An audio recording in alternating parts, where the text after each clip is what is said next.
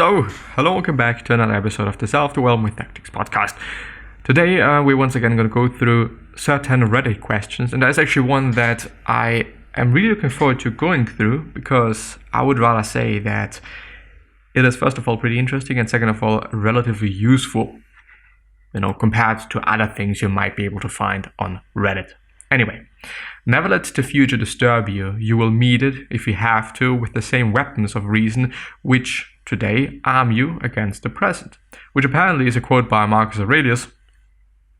Can someone explain it in simple words? I am a non-native English speaker. The way I understand this is not to worry about the future, because the future will happen if it is bound to happen with the same perception of knowledge that I have right now. Which, on one hand, as I'm understanding it right now, can be a bit bad, because if you think about it, it really depends. If you are kind of overwhelmed in the present, and if you're not feeling good in the present because of whatever reason, chances are there, and chances are pretty high as well, that the future is not going to be really different. So it really does make sense then, according to this quote, according to this thought, to really make sure that the present is nice and then you're really doing good in the present, so that you can somehow ensure to a certain degree, not fully, because this is never ever gonna be possible, that the future is also gonna be similar, at least. Since you probably are not able to deal with things in a way that it is gonna be the same, but at least similar, so you can actually do things and you're not overwhelmed by things and whatnot. Let's actually see, because there is a bit more to it. Not to worry about the future, because the future will happen if it is bound to happen with the same perception of knowledge that I have right now. Did I understand it correctly? Kind of. It basically means that there is no point in having anxiety over the future, because you're going to deal with it as rationally then as you would now. Except you're going to have the benefit of more information and less assumption. And yeah, this is completely the case, However, which I think really ties into the other thought that I had just before, but also, whatever is going to happen in the future, you are going to do your best. Period. Of course, you can do things right now to make it a bit easier for you in the future, for this situation, to just prepare yourself. But in the end, in the real end, you're going to deal with it in a way, or in the same way, probably, unless you decide differently, or maybe, let's say, in the best way you can do. So whatever happens, you're just gonna deal with it in the best way you can, as you're dealing with things right now. And so does it really make sense to have anxiety over the future? And fear the future? No, not really. Whatever happens, happens. And you're gonna deal with it, and you're gonna have to deal with it. Whatever is gonna come, whether it is indeed as bad as one, might think of it to be, or it is actually gonna be a bit different, and it's actually gonna be quite nice and quite great and quite whatever.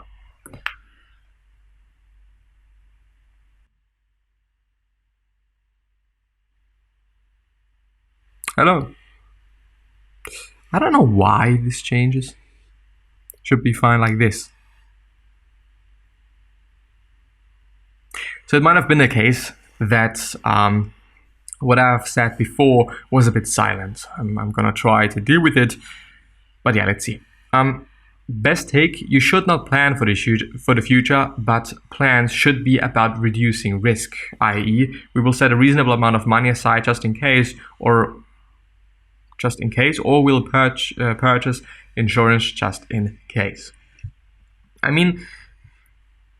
do want to underline and do want to emphasize, just because the future is going to be however it is going to be, doesn't mean that we should be cautious about things. It doesn't mean that, or we shouldn't be cautious about things. Like, of course, it makes sense to set aside some money, to make sure that you're not going to be poor in the future, to make sure that you have a certain amount of savings. I don't really want to say that, you should kind of have, 100K or whatnot. Might be a bit overkill. But I think being cautious and making sure that you're going to be safe and making sure that things are going to be well in the future really does make sense. Why shouldn't you? It would actually be pretty dumb if you're not trying to do so, if you're not trying to mitigate risks. Unless you are prepared for taking these certain risks, Sometimes there is just a certain risk. And most often, we can't really ensure that things are going to be just extremely well or whatnot, Things are just going to happen as they happen, most often.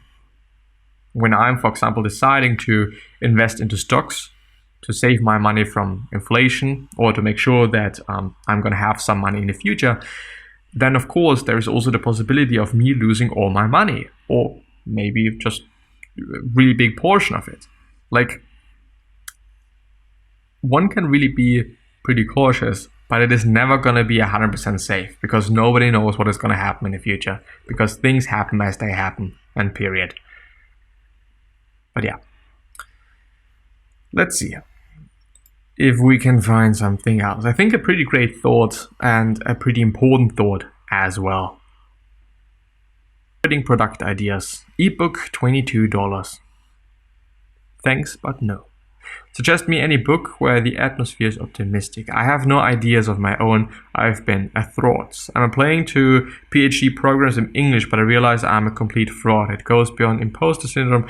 I've always been an excellent student in English literature at the elite university, quote unquote elite, by the way. I know it is all bullshit to begin with, but I always impressed my professors and won awards for my writing, etc. I don't have a lot of other skills and struggle in some areas, and so academics and English especially were really important to me, and I loved them.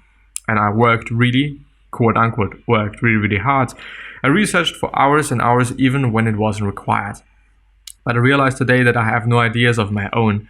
I basically just read the text, then research for hours and absorb other people's ideas, then think about them and marinate them until I trick myself into believing they are my own, then reread the text with all the new. Well, I get it. I get the whole idea of the text. And I think that it is something incredible to notice and very important to notice and think about. Also, since I am a designer, when it comes to designing as well, like, is this really my idea, or is it just something that I've stolen? The overall problem that I think you're always going to face is whatever I'm doing really original?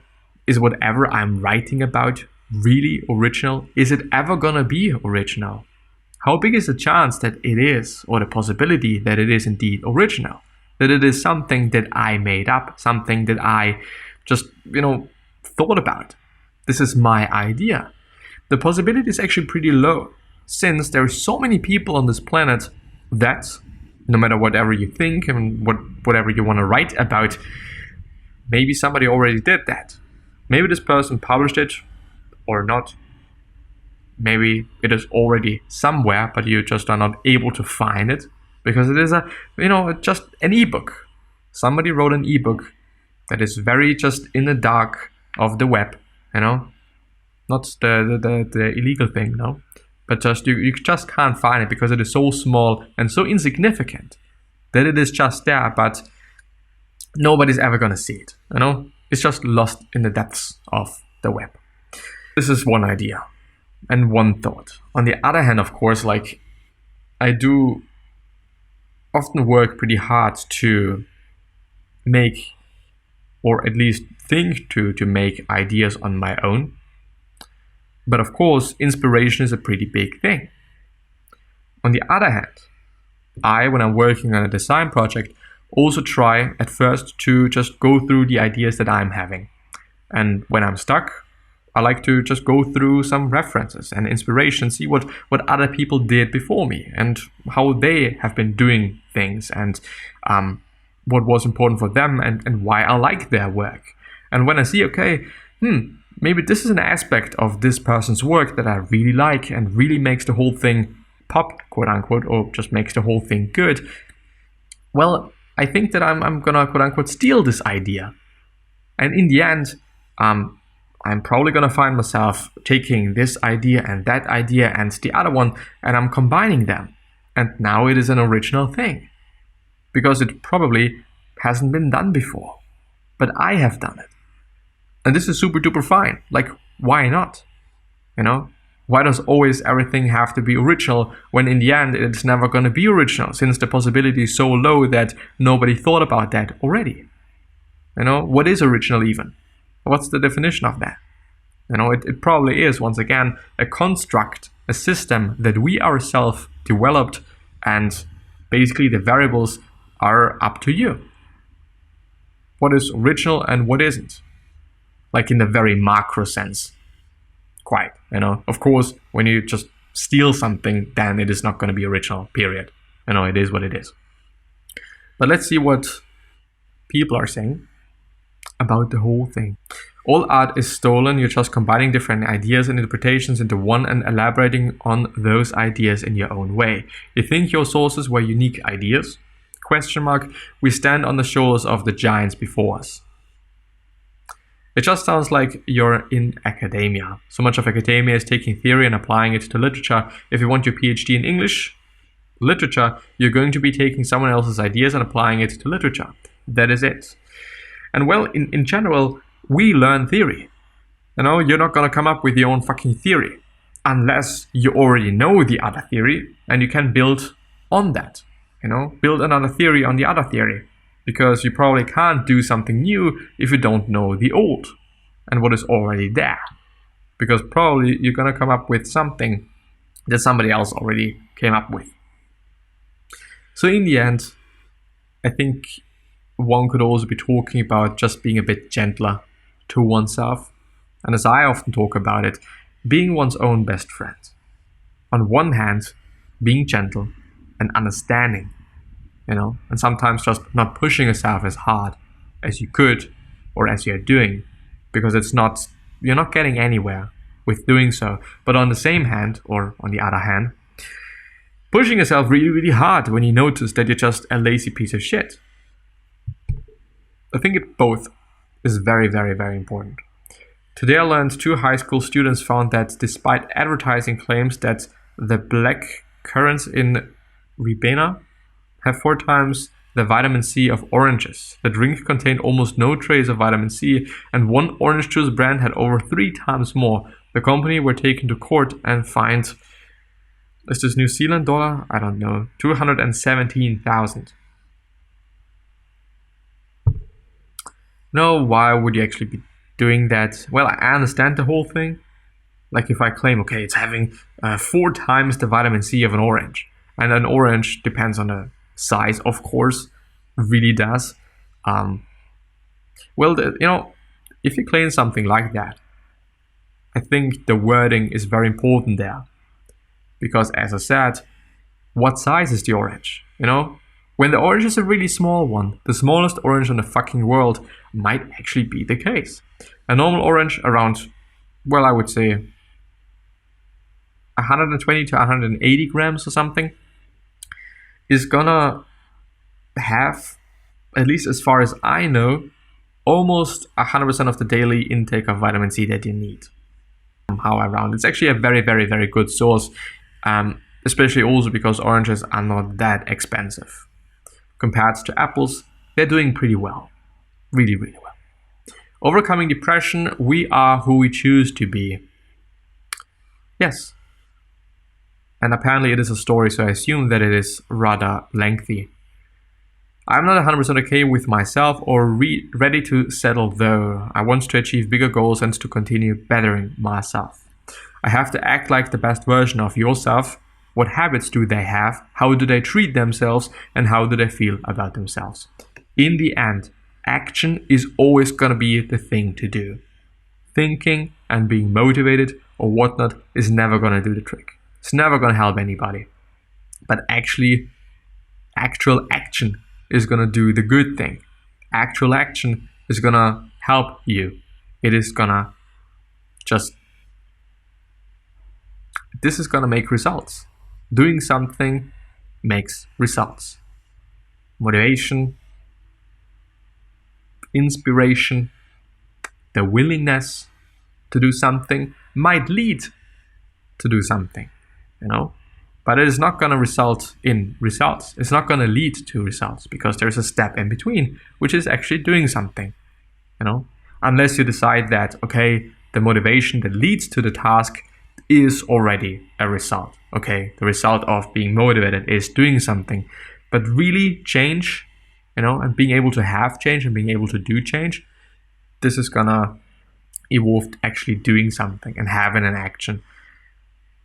And period. Of course, I could be sitting in my room all day long and think, well, okay, I'm so depressed. But if I don't do anything about that, well, I'm probably gonna stay depressed. Anyway, I'm gonna end the episode there. See you soon, and bye-bye.